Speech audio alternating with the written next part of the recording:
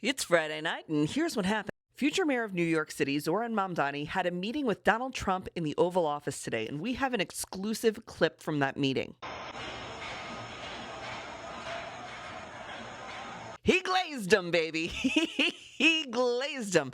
Donald Trump came out of this meeting with Zoran glowing, going so far as when they asked Zoran, do you still think that Trump is a fascist? He tapped him and was like, it's okay. You could say it. Just say yes. It's easier and then they'll move on. Trump even saying that he'd feel very safe to go to Zoran's New York City and that the more success Zoran has, the better it is for him. So he's got his full support.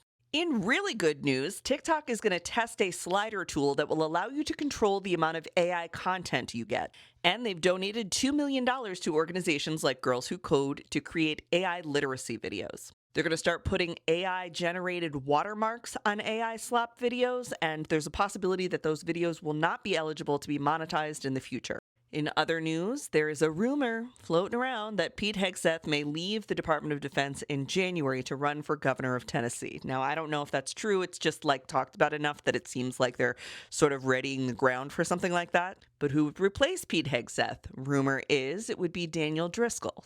Daniel went to Yale with J.D. Vance. He's been a longtime friend of his. Danny currently serves as the Secretary of the Army and as the acting Secretary of the ATF. And he was sent to Ukraine to meet with President Zelensky to communicate Donald Trump's 28-point peace plan. Now, this 28-point plan is basically a wish list from Russia.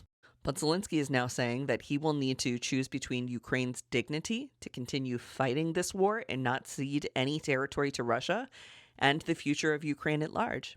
With Zelensky recognizing that without the United States' help, he cannot continue to fight this war the way that they have been. Zelensky is attempting to negotiate this plan with Trump through Driscoll, asking for a dignified peace plan. You may have never heard of this guy in your life before. Keep an eye on him. He could be the next Secretary of Defense, Secretary of War, whatever he's going to call himself.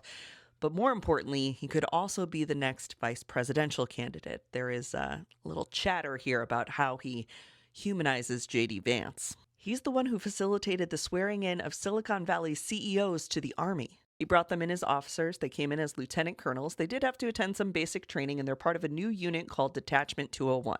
Their job is to advise the Army on technologies for potential combat. Not like having the fox in the henhouse, huh?